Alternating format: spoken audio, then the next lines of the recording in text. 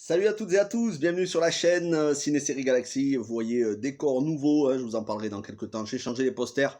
Ne faites pas trop attention pour le moment parce que les prochaines vidéos ce sont avec les anciens posters. Parce que les prochaines vidéos, c'est des vidéos que j'ai déjà faites, que j'ai déjà programmées. J'ai programmé les 2 prochaines semaines. Là, je vais commencer à m'occuper de début mars.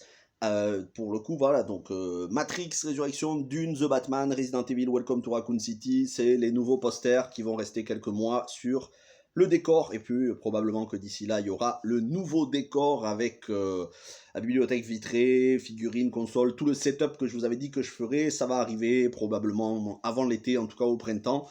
Bref, tout ça pour dire, vous concentrez pas sur le décor, le plus important aujourd'hui, et c'est une vidéo qui n'était pas prévue, c'était pas prévu jusqu'à ce que je vois le teaser de 1 minute du Seigneur des Anneaux. Et donc aujourd'hui, je vais vous parler de cette série, Le Seigneur des Anneaux, mes attentes, ce que j'en pense pour le moment, au vu des informations que l'on a. Au vu des informations que l'on a eues donc dans cette bande-annonce, enfin ce teaser, trailer, appelez ça comme vous voulez, on va dire cet extrait, et des informations qu'on a eues ces dernières semaines, que ce soit les photos ou que l'on a eues ces derniers mois sur des informations au niveau de la production. Alors, pour ceux qui ont suivi mon festival Tolkien sur la chaîne, vous savez à quel point je suis très attaché à Tolkien. Je pense vous l'avoir prouvé à quel point j'adore cet univers. Hein. J'ai fait 6 lives, 4 vidéos. Je vous ai parlé de toutes les adaptations qu'il y a eu avant Peter Jackson. Je vous ai parlé du biopic de Tolkien. On est revenu en détail, on a décortiqué les 6 films, donc les 3 Hobbits et les 3 Seigneurs des Anneaux, le tout en version longue. Je vous encourage à aller voir tout ça. C'était la première semaine de janvier qu'on a fait ça. Vraiment, voilà, je vous encourage vraiment à aller voir parce que c'est du contenu qu'il n'y a pas forcément ailleurs sur YouTube. Je suis revenu notamment sur certaines adaptations dont très peu parlent et je suis content de l'avoir fait. Et Le Seigneur des Anneaux, la série était probablement la série que j'attendais le plus. Et au fur et à mesure, donc déjà j'ai vu que c'était Amazon, j'ai vu les productions Amazon de ces derniers mois, y compris La Roue du Temps, et j'ai entendu, j'ai lu sur Allociné, sur d'autres sites, les informations sur la production, et puis sont sortis tout le lot de posters, et maintenant, ce teaser du Super Bowl. Et je suis très inquiet, je vais pas vous mentir, je vais pas y aller par 4 chemins, je suis très inquiet, je suis vraiment, je suis pas confiant, hein, voilà, je vais pas vous mentir, je suis pas confiant du tout. Laissez-moi vous expliquer pourquoi, et vous pourrez répondre en commentaire. Je ne vais pas juger de la qualité définitive de la série, parce que je ne juge pas avant de connaître. Donc je ne vais pas juger de la qualité définitive de la série, si ça se trouve ce sera une série excellentissime, voire peut-être à la hauteur des films. Mais pour le moment, avec les infos que l'on a, je suis absolument pas confiant, du tout, mais vraiment pas. J'ai des craintes, elles sont légitimes, elles sont fondées, et elles sont fondées en partie sur inclusivité, diversité, nudité. Toutes ces choses qui sont à l'opposé de l'esprit Tolkien. Parce que oui, j'ai beau ne pas être un connaisseur absolu de tous les livres de Tolkien, je n'ai pas lu les Contes et légendes inachevés, je n'ai pas lu le Tom Bombadil, je n'ai pas lu beaucoup d'œuvres de Tolkien, j'ai lu le Silmarillion, le Hobbit et le Seigneur des Anneaux, et pour ce qui est du Seigneur des Anneaux et du Silmarillion, ça fait très longtemps, donc il faut que je me les relise, notamment le Silmarillion, je vous ai promis, et je vais m'y tenir, parce que j'ai vraiment envie de le faire. Je vais racheter le livre, parce que j'en avais un que j'ai offert, et je vais me racheter le Silmarillion, et une fois que j'aurai bien décortiqué, que j'aurai pris des notes, que j'aurai extrait des choses, je vous ferai des vidéos sur certains lieux, certains personnages. Ça arrivera dans le courant de l'année. Donc, mes souvenirs ne sont pas forcément exacts. Par contre, je connais l'esprit Tolkien. Je connais sa biographie, je connais tout son parcours, et je connais les motivations qu'il avait, l'idéologie, les convictions morales qu'il avait. Ça, je le sais. Et ça va à l'opposé de la diversité Benetton, ça va à l'opposé de l'inclusivité LGBT progressiste, et ça va encore plus à l'opposé de la nudité. Or, qu'est-ce qu'on a appris ces derniers mois? Qu'il y avait un coach pour les scènes intimes, des scènes de nudité frontale. Je suis désolé, mais Le Seigneur des Anneaux n'a jamais été et ne sera jamais Game of Thrones. Ça n'est pas Game of Thrones. Game of Thrones, c'est une chose. J'ai beaucoup aimé, mais les scènes de sexe dans Game of Thrones, j'aime pas. Honnêtement, j'aime pas. Moi, les orgies dans Game of Thrones, dans les bordels de Port-Réal, c'est des choses que je les passe en accéléré parce que ça me saoule. Et Le Seigneur des Anneaux, c'est pas ça. Et c'est pour ça que je pense qu'il y a un amour inconditionnel pour une bonne partie des gens pour le Seigneur des Anneaux, parce que le Seigneur des Anneaux reflète une certaine pureté, de la décence. Il n'y a pas de sexe. Même pas c'est suggéré en fait. Si vous voulez, limite, il y a un bisou entre Aragorn et Arwen, et voilà, ça reste sobre. Même lorsque Faramir et Éowyn tombent amoureux, voilà, ça se prend par la main, ça se regarde gentiment, mais c'est tout, ça va pas plus loin. Dans Game of Thrones, il serait déjà en train de se prendre par derrière, bim bim, ça culbute à tout va, ils y vont à 3 ou 4, orgies, des animaux et tout, enfin, presque. On n'est pas dans Game of Thrones, attention. Donc moi, un coach de nudité, déjà, ça m'inquiète grandement, mais très très grandement, je vous le dis, ça va pas. Pour l'instant, j'ai pas vu, donc je peux pas juger. Si ça se trouve, au final, ça va être juste une scène de sexe furtive, voire suggérée. Bon, à ce moment-là, pourquoi il y aurait besoin d'un coach? Mais je suis pas fan. Alors pourquoi il n'y a pas de scène de sexe? Parce qu'il faut savoir que Tolkien, il était croyant, pratiquant. En l'occurrence, il était catholique. Moi, je ne le suis pas. Je suis chrétien, mais je suis pas catholique. Mais je suis d'accord avec lui sur un bon nombre de choses. Et dans le christianisme, on va dire, le sexe, ça reste du domaine de l'intime, du domaine de la pureté. La fornication est condamnée. Donc, il n'y a pas de décadence morale, si vous voulez. Il n'y a pas d'inceste dans l'univers de Tolkien. Dans Game of Thrones, oui. Si ils nous mettent des scènes de sexe assez crues entre des personnages qui sont pas mariés, voire des personnages interespèces, voire pire, entre deux personnes du même sexe, alors là, je vous le dis, je vais saccager la série, si c'est le cas. Je me lâcherai directement. Là, il n'y aura pas de oui, nuancé, gentil. Non, je ne ferai pas gentil. Je vais démonter la série si c'est le cas. Mais pour l'instant, je ne l'ai pas vu. Je ne peux pas dire. Pour le coup, ça c'est une vraie inquiétude qui est en totale opposition avec l'esprit Tolkien. C'est en opposition. Première inquiétude. La deuxième inquiétude, c'est au niveau de la diversité. Alors moi, j'ai rien contre les personnes de couleurs de peau différentes, bien au contraire, je trouve que c'est une très bonne chose, et de toute façon, c'est naturel, c'est comme ça, c'est dans le monde, il y a des noirs, des blancs, des chinois, des latinos, voilà, c'est très bien, c'est normal, c'est l'humanité, on est comme ça. Mais dans le Seigneur des Anneaux, c'est surtout des blancs.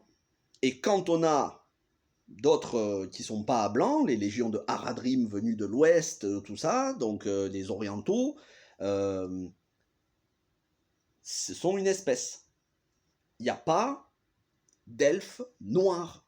En tout cas, pas selon mon souvenir. Il n'y a pas de nains noirs, ou chinois, ou latinos. Voilà. Là, j'apprends que la reine des nains, elle est black. Moi, ça me va pas. Non, mais je vous le dis, ça me va pas. Alors, certains m'ont dit, racisme et tout. Déjà, ferme ta gueule. Donc, ça, c'est la base. Il n'y a pas de racisme. Déjà, il n'y a pas de racisme à dire ça. Il y en a marre des gens qui crient au racisme constamment. Ah, mais t'as dit que t'aimais pas les noirs. Non, j'ai jamais dit ça. J'ai jamais dit que j'aimais pas les noirs. Je dis que faut pas dénaturer le roman de Tolkien. Faut pas dénaturer la base des personnages. Faut pas dénaturer la couleur de peau. Faut pas dénaturer les mœurs. Voilà. Ça, c'est très, très, très important. C'est pour ça qu'on aime le Seigneur des Anneaux. Sinon, on regarde une autre œuvre. Il n'y a pas de problème. Si on a envie de voir des œuvres dénaturées, on va regarder d'autres œuvres de fantasy. Voilà, on regarde par exemple La Roue du Temps. Je vais y revenir sur La Roue du Temps puisque c'est Amazon Prime et donc on a pas mal de choses, de choses à voir avec ça. Donc je lis sur Twitter les gens qui disent oui mais c'est un univers de fantasy, c'est pas grave s'il y a des noirs à la place des blancs. Mais je vous renverrai sur l'excellente vidéo du chef Otaku, je suis pas souvent d'accord avec lui, mais là je suis totalement d'accord avec tout ce qu'il vient de dire dans sa vidéo, je l'ai regardé il y a pas longtemps, là il y a quelques heures. Et donc je ne vais pas répéter tout ce qu'il a dit, mais allez voir sa vidéo, le chef Otaku, il a eu une excellente analyse que je partage à 100%. Si le but, c'est de mettre des Noirs, des Arabes ou des Chinois dans toutes les cultures, dans la culture des elfes, la culture des nains, la culture des hobbits, la culture des hommes, c'est débile en fait. Il faut qu'il y ait des différences. Tu as les hobbits, tu as les nains, tu as les elfes, tu as les Haradrim, tu as les Maillards et les Valars dans le Silmarillion, ils se ressemblent tous, mais entre eux en fait. Si tu veux, tous les hobbits se ressemblent. Il n'y a pas de hobbits chinois ou arabes ou noirs. Les elfes se ressemblent tous. Il n'y a pas des elfes qui sont mi-asiatiques, mi-noirs, mi-créoles. Ça n'existe pas en fait. Par contre, les elfes et les hobbits, ils se ressemblent pas. Donc quand ils se voient, c'est interespèce. Et d'ailleurs, ils peuvent tomber amoureux. D'ailleurs, Peter Jackson avait fait une excellente chose qui n'était pas dans les livres, c'est l'histoire d'amour entre Philly ou Killy, je sais plus, Killy, je crois que c'est le nain, là, joué par Aidan Turner, et Toriel, qui n'existe pas, joué par Evangeline Lilly. Et c'est très très bien. C'est très très bien, les deux tombent amoureux, en plus c'était propre, il n'y avait pas de... Voilà, c'était vraiment pur, c'était un amour très très pur. On peut tomber amoureux interespèces, pas obligé d'être de la même couleur, pas obligé d'être de la même taille, de la même forme physique et tout, ok. Mais c'était pas du Benetton, Black Blamber, touche pas à mon pote, Harlem Désir et tout ce que vous voulez. Ça, c'est pas chez Tolkien en fait. Ça, c'est bien pour d'autres œuvres d'Heroic Fantasy, mais c'est pas chez Tolkien. Donc, il faut pas dénaturer l'œuvre de Tolkien. Et aujourd'hui, on cherche à tout dénaturer. Et ça me va pas. Ça ne me va pas. Si les gens veulent dénaturer, qu'ils dénaturent autre chose, mais qu'ils dénaturent pas Tolkien. Tolkien, c'est un des derniers bastions du conservatisme. Parce que oui, Tolkien était un conservateur, clairement. Hein. Ceux qui disent l'inverse, vous ne connaissez pas Tolkien. Tolkien, c'était un conservateur. Il était pour les valeurs religieuses. Il voulait même la messe en latin, c'est dire. Moi, c'est pas mon cas, hein, je suis pas catholique. Mais lui, il voulait même la messe en latin. C'est carrément, tu reviens à la base. C'est-à-dire, il y a des gens qui comprennent rien au latin, mais pour lui, c'était, on revient 2000 ans en arrière. Bon, c'est vous dire que Tolkien, c'était quelqu'un de très conservateur. Et aujourd'hui, le progressisme veut démolir, veut annihiler le conservatisme.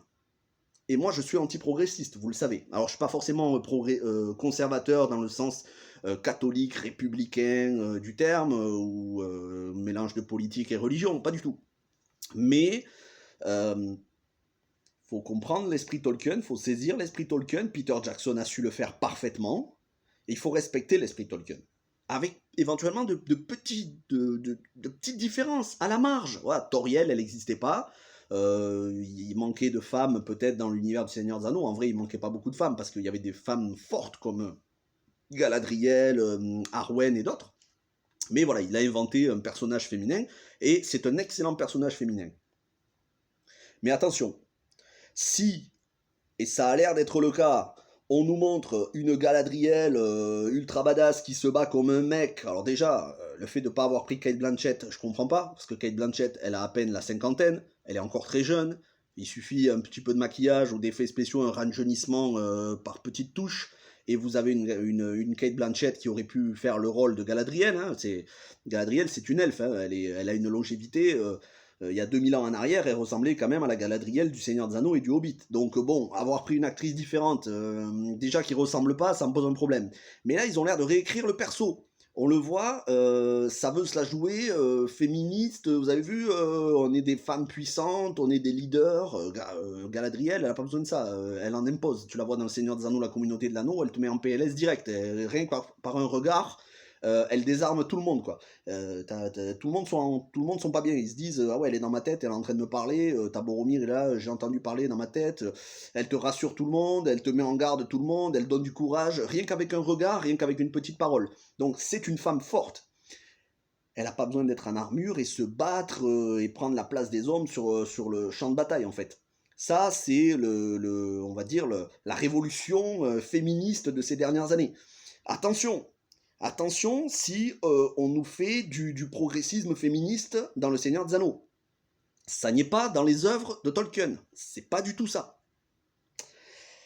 Ensuite, il y a cette scène furtive où j'ai cru voir, vous me corrigerez si je me trompe, mais j'ai cru voir deux personnes à poil. Alors là, hérésie, je dis tout de suite hérésie. Ça va je vais m'énerver vraiment.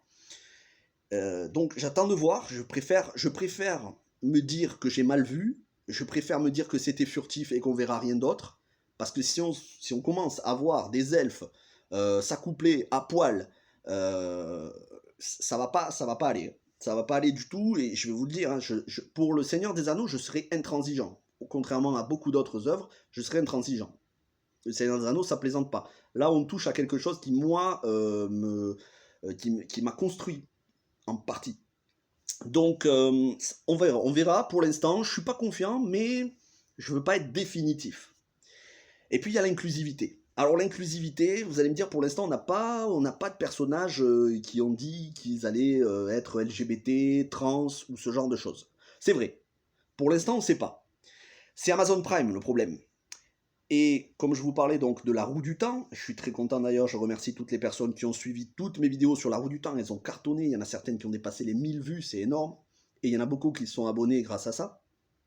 Dans la roue du temps, il y en a certains d'entre vous qui ont lu les romans et qui n'ont pas aimé la série. Et non seulement je vous jette pas la pierre, je vous comprends, mais je pense que si j'avais lu les romans, j'aurais pas forcément apprécié la série. Après, je n'ai pas lu les romans, donc je ne savais pas qu'est-ce qui était fidèle au roman ou pas.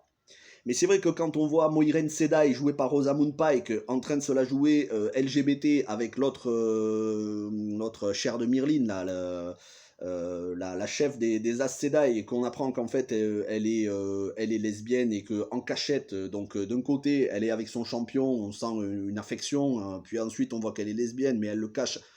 Bon, je me dis, si c'est dans les romans, c'est fidèle au roman. Et là, j'apprends que c'est pas dans les romans, que c'est à l'opposé des romans. C'est Amazon Prime. S'ils font ça pour le Seigneur des Anneaux, ça va pas aller. Je vous le dis tout de suite, s'ils font ça, mais je vais péter un câble, mais violent. Hein. Ça va être violent. Vous le savez, hein, je vais faire des reviews et des lives pour chaque épisode de la série Le Seigneur des Anneaux. Et je ne serai pas tout seul. On sera plusieurs, on va débattre. Mais on fera le débrief intégral de chaque épisode dès le lendemain de sa diffusion. Mais si ils nous font une espèce d'inclusivité qui n'est pas du tout dans les romans du Seigneur des Anneaux, ça va aller mal. Franchement, je vais péter un câble. Si tu veux faire de l'inclusivité, va voir du côté de Game of Thrones. George R.R. Martin, il a écrit des romans avec des personnages qui sont gays, qui sont lesbiennes, qui sont bisexuels. Bah, là pour le coup, c'est fidèle au roman. Donc on peut pas se plaindre. On aime ou on n'aime pas. Moi j'aime pas tout ce qui est scène de sexe. Bon, après, les personnages sont gays ou lesbiennes, ça c'est leur vie privée. Tant qu'on nous montre pas des scènes de sexe, moi ça va. Enfin, tant qu'on nous montre pas des scènes de sexe, ça va. Mais ce que j'accepte dans Game of Thrones, je ne l'accepterai pas dans Le Seigneur des Anneaux. C'est pour ça que je préfère 1000 fois Le Seigneur des Anneaux que Game of Thrones, même si Game of Thrones c'est excellent. Et que j'attends le spin-off House of the Dragon sur les Targaryens que je regarderai et je pense que ça va être très bon.